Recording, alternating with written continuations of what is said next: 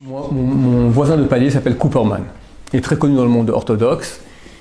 Il a ouvert il y a 30-40 ans un petit gmar. Un gmar, c'est quoi? C'est un organisme de prêt sans intérêt. Il a commencé avec, il a mis un peu d'argent à lui, ses parents. Aujourd'hui, il a plusieurs dizaines de millions de dollars. C'est le plus grand gmar au monde. Prêt sans intérêt. Donc tu veux jouer 50 000 $, tac, tu reçois, sans intérêt. Hein? Tous les gens qui ont un peu d'argent, lui, il reçoit une petite paye de l'organisation, mais c'est pas son argent à lui. Toi, maintenant, tu as 50 000 $ à la banque. On ne sait pas si tu le reverras un jour, parce que les banques, on sait que c'est tout des grands magots. Les gens qui préfèrent, ils mettent chez lui, et en attendant, ils prêtent. Donc ça fait des intérêts dans le ciel. C'est beaucoup plus grande mitzvah de prêter de l'argent que de donner de l'argent. Donc tu prêtes ton argent, après quand tu le veux, tu le reçois, il a des garants super solides. Et voilà, donc tous les gens qui ont de l'argent, tous les gens dans le monde qui ont de l'argent, ne savent pas quoi en faire, il l'envoie chez lui. Nous-mêmes, avec Shiva, des fois, on a 10 000 $ comme ça qu'on doit mettre dans 2-3 mois, on doit payer un truc. En attendant, on lui prête. Et voilà. Ce qu'il faut, il veut juste des garants qu'il connaît.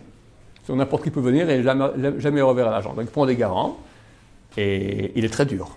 Une fois, moi, quelqu'un il a demandé que je sois garant et je suis son voisin de palier.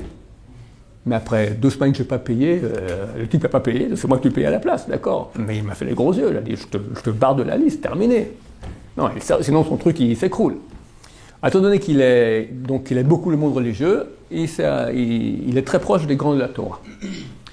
Une fois par semaine, il rentre chez Rav Chaim Kanievsky, et aussi chez Rav Steinman, il est très proche des deux.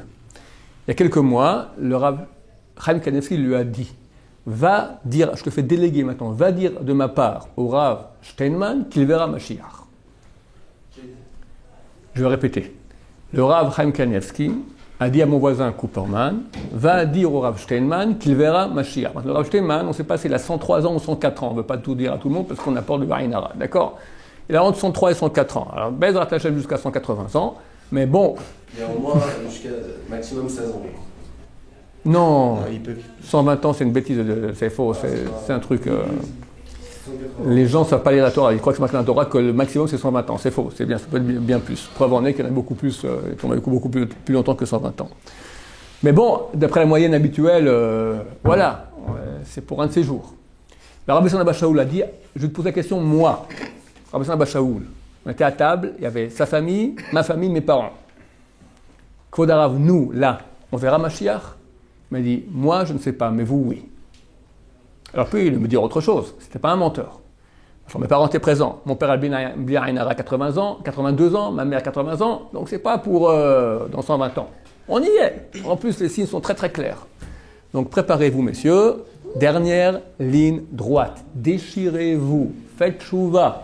Après, c'est terminé. Dites pas pourquoi on m'a pas dit. On vous dit. Peut-être que vous allez voir Mashiach dans son dévoilement. Non, quand tu vois Mashiach, c'est pas voir sa tête avec sa barbiche. C'est son dévoilement, de quoi on parle. C'est évident de ça on parle. Qu'est-ce que ça nous apporte de voir Mashiach si on ne sait pas que c'est lui, il passe dans la rue. Il nous fait un clin d'œil en passant. Mais Hachem, j'ai entendu dire que Hachem, il va faire exprès d'envoyer quelque chose pour que les gens soient obligés de faire des choix. C'est-à-dire pour le même non, ça sera... les cours de Ravanchai, hein. On espère. On espère. On ne sait pas comment ça sera. On ne sait pas comment ça sera. On espère. Il aura pitié de son peuple.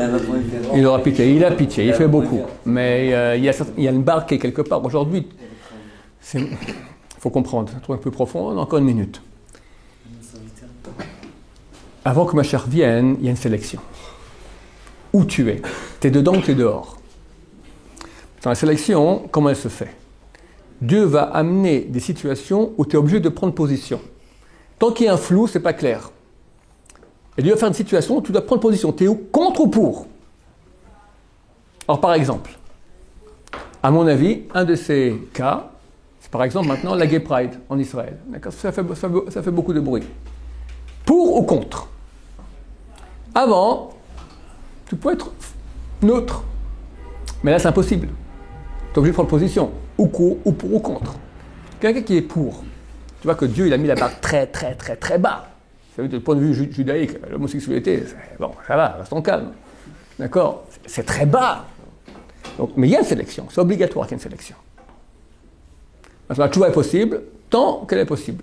Une fois qu'il y a dévoiement de Dieu, on ne peut plus dire maintenant je fais tchouva, trop tard. Alors on espère qu'il y aura quelques étapes, comme il y a eu en Égypte, les plaies qui ont commencé, etc., les mouches, les choses comme ça, comme on entend, d'accord, qui vont que les gens vont se réveiller. Et la situation, je veux dire, aujourd'hui, si tu prends les sources, tu regardes ce qui se passe aujourd'hui, c'est clair. Je veux dire, qu'est-ce qu'il a avant le monde occidental? Rien.